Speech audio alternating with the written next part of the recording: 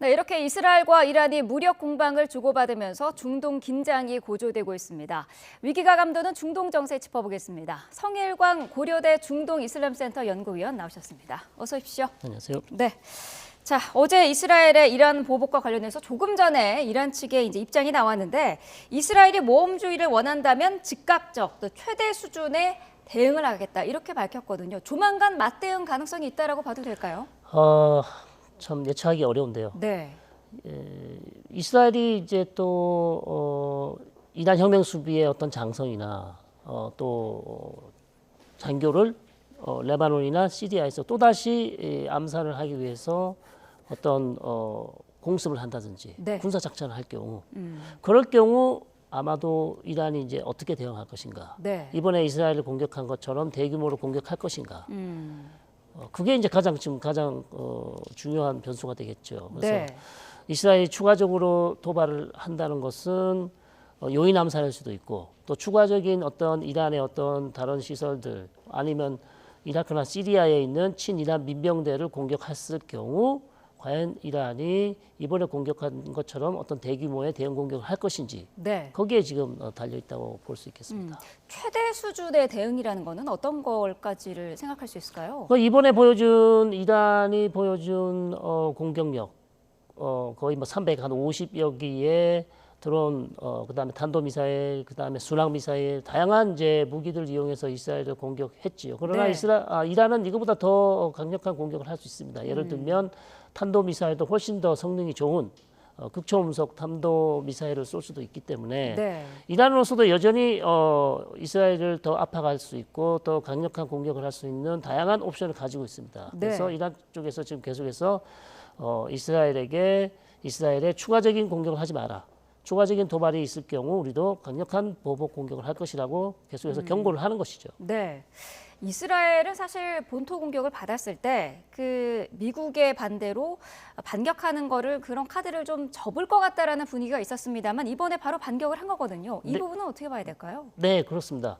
사실 나타냐후 총리와 바이든 대통령이 전화 통화를 하면서 나타냐후 총리는 즉시 대응하는 작전을 일단 미뤘죠. 네. 한 걸음 물러섰습니다. 그래서 시간을 좀 더 가지면서 이란을 공격할 것인지를 이제 결정하겠다고 했는데 네. 결국 안보 대각을 소집해서 결론은 그냥 지나갈 수는 없다. 그래서 공격하겠다는 뜻을 내비쳤고요. 그러자마자 그 이후 며칠 후에 바로 전격적으로 사실 이란을 공격하면서 대응 공격을 할 수밖에 없었다. 이제 이렇게 볼 수 있는 것이죠. 네. 자, 미국의 역할은 잠시 뒤에 다시 한번 또 짚어보도록 하고요. 이번에 이스라엘이 공격을 감행한 곳이 이스파한, 이란의 핵시설이 있는 지역인데 어떤 의미로 볼 수 있을까요? 네, 이스파한 사실 그렇게 우리에게는 그렇게 많이 알려진 도시가 아니죠. 테헤란이 이제 수도 테헤란 남쪽에 있는 중요한 도시인데요. 뭐 인구는 한 200만 이상 그리고 세 번째로 큰 도시로 알려져 있고요. 네. 근데 이스파한이 사실 그 이란 핵 그 기술이나 발전의 산실, 요람 네. 아주 중요한 도시입니다. 거기에 학술적인 원자료도 있지만 이스파한 또 위쪽에는 나탄즈라는 또 핵 시설이 있고요. 네. 거기서 우라늄 농축을 할 수 있는 시설이 나탄즈에 있습니다. 네. 이스파한에도 핵 시설이 있는 것이고요. 그뿐만 아니라 이 이스파한 근처에는 또 이란의 중요한 공군 기지가 여기 또 있고요. 네. 그래서 그 외에도 또 여기는 탄도미사일이라든지 드론을 생산하는 시설이 또 여기 있다고 합니다. 네. 그러니까 다양한 시설들이 지금 여기 집중되어 있기 때문에 이스라엘은 상징적으로 이스파한을 공격하면서 실제 피해는 없었지만 네. 우리가 얼마든지 이란의 방공망을 뚫고 전투기가 날아가서 마음만 먹으면 다 공격할 수 있다. 네. 라는 이제 경고성 메시지를 확실히 보여준 것이죠. 네. 자, 그런데 지금 이스라엘은 공식적으로 우리가 이란을 이렇게 해서 공격했다라는 걸 밝힌 상태는 아니거든요. 어떤 의도가 있을까요? 그렇습니다. 이란에게 추가적으로 이스라엘을 공격하지 않아도 될 명분을 줬다. 구실을 만들어 준 거죠. 네. 예, 왜냐하면 이란 쪽에서도 지금 우리가 공격을 받았지만 그 배후가 정확히 누군지 알 수 없다. 이스라엘의 입자도 꺼내지 않고 있고요. 네. 이스라엘은 또 마치 약속 대례를 한 듯이 우리가 확실히 이번 공격의 배후에 있다라고 전혀 지금 얘기를 하지 않고 있습니다. 네. 그래서 이렇게 된 이유는 이번 1라운드는 이렇게 해서 그냥 조용히 마치자. 양측이 더 이상 확전되는 것을 원치 않는다는 것을 네. 보여준다고 할 수 네. 있겠습니다.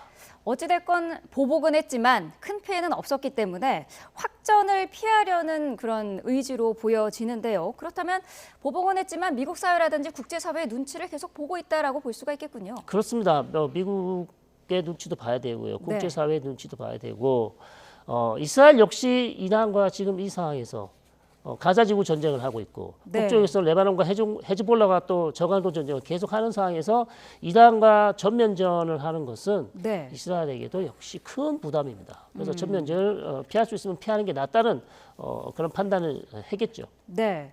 자, 조금 전에 나온 그 이란의 입장도 최대 수준의 대응이라는 그런 단어가 나왔고 앞서서도 이란은 핵시설이 만약에 공격을 받는다면 핵 원칙을 재검토하겠다 이렇게도 밝혔거든요. 이 부분은 어떻게 봐야 될까요? 네, 그렇습니다. 이스라엘이 이미 이 보복 공격이 끝났습니다만 네. 끝나기 전에 이란은 앞서서 이 공격에 앞서 만약 이스라엘이 이란의 핵시설을 공격하면 네. 우리는 정확히 알고 있다.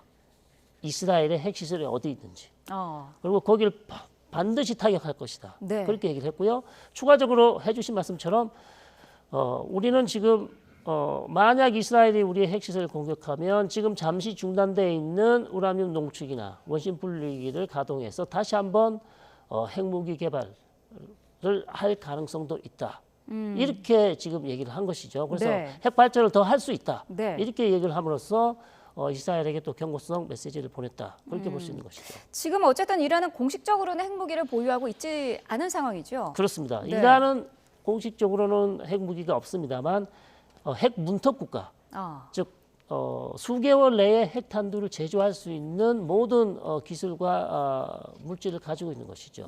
그렇기 때문에 마음만 먹으면 몇 달 내에 핵탄두를 만들 수 있기 때문에 이번에도 이스라엘에게 경고를 한 것이죠. 만약 우리 핵시설을 공격하면 우리가 언제든지 핵 정책을 바꿔서 핵무기 개발로 갈 수 있다. 이렇게 이제 경고를 한 것입니다. 네.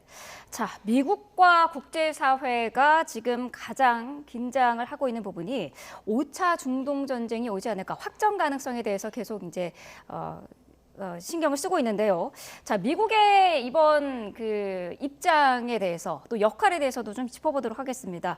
어쨌든 확전 반대 입장을 강조를 하고 있는데 어떻습니까? 이번 그 이스라엘의 반격과 관련해서 미국의 입장에 크게 영향을 미치지 않았다라고 보는 관점도 있고요. 또 일각에서는 미국이 중재를 했기 때문에 큰 피해가 없었다라는 입장도 있거든요. 네, 저는 후자에 찬성하겠습니다. 네. 그러니까 절반의 성공이지만 이란과 이스라엘 간의 이 갈등이 더 확전되는 것을 그래도 성공적으로 막았다. 네. 왜냐하면 나타냐후 총리가 사실상 이란의 공격에 대해서 보복 공격을 이렇게 수위를 조절해서 최소한의 어떤 공격을 한 것은 결국 미국의 공이거든요. 네. 미국의 외교력에 투겠다.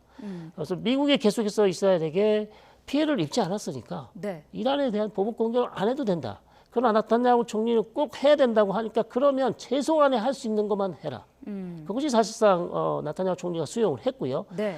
또 나타냐후 총리는 이것을 외교적으로 이용해서 우리가 그럼 이란에 대한 최소 공격을 하는 대신 미국이 지금 가자지구 전쟁을 하고 있는데 가자지구 전쟁에서 미국이 지금 말리고 있는 것이 마지막 남은 하마스의 거점 라파를 공격을 못하게 하고 있었어요. 네. 근데 이번에 거기에 대해서 승인을 받은 것이 아닌가. 최소한의 이란을 최소한 공격하는 대신 그럼 우리에게 라파 공격을 승인해달라. 네. 아마 그렇게 합의를 했을 수도 있습니다. 미국은 어쨌든 계속해서 뭐 이번 작전에 관여하지 않았다. 지금 노코멘트 입장을 하고 있는데 그거는 왜 그런 걸까요?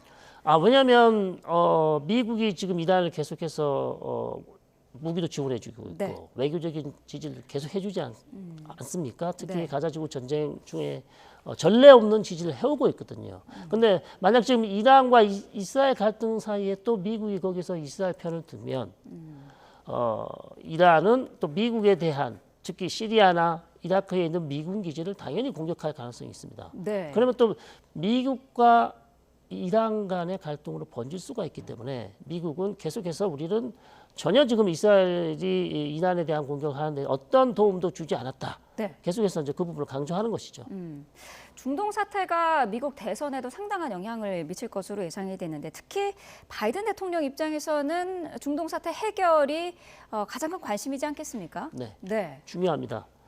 이미 전쟁이 지금 2개나 계속되고 있고요. 네. 우크라이나 전쟁 되고 있고 가자지구 전쟁이 벌써 200일을 지나가고 있습니다. 6개월이 넘었고요. 네. 너무나 긴 전쟁을 계속 하고 있기 때문에 여기에서 또 다른 이란과 이스라엘 간의 어떤 전면전 양상으로 간다면 네.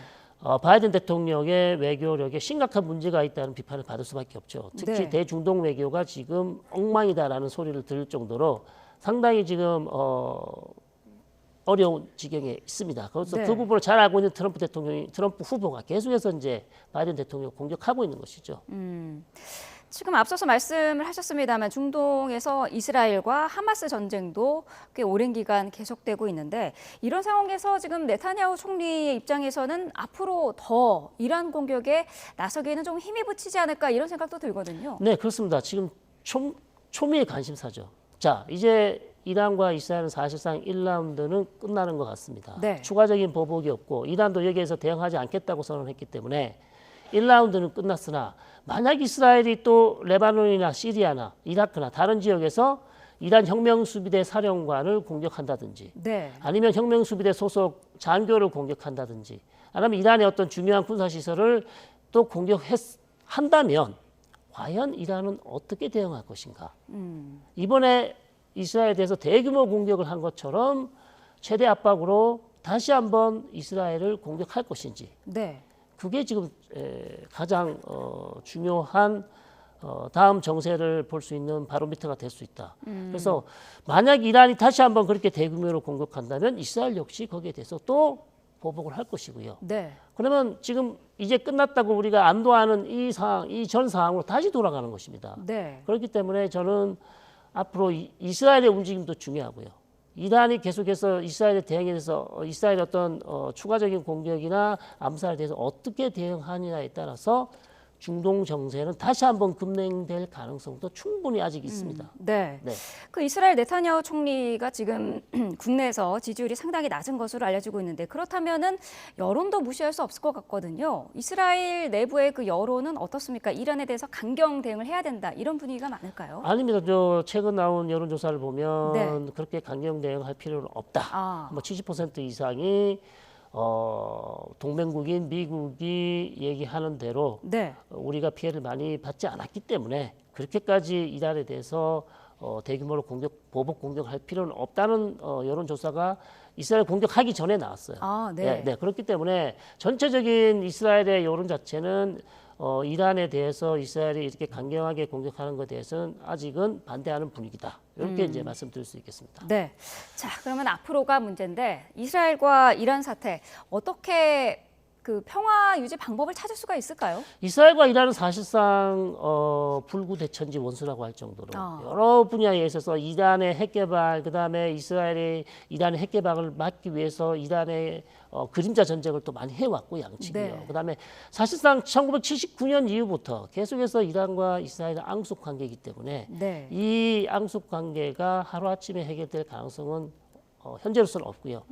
가장 현실적인 대안은 양측이 어느 정도 휴전 상태에서 계속해서 추가적인 확전, 양측 간의 어떤 무력 충돌을 계속해서 줄여나가고 막는 방법이 최선책이다. 그렇게 할 수 있겠습니다. 그 그림자 전쟁은 이번 그 공격과 또 보복 공격 이 사태를 겪으면서 이제 그림자 공격은 끝났다라고 보는 시각도 많더라고요. 네, 맞습니다. 정확하게 지적해 주신 것처럼 사실상 그림자 전쟁은 이제 끝이 났고요. 네. 이제는 보이는 곳에서 오픈 전쟁이다.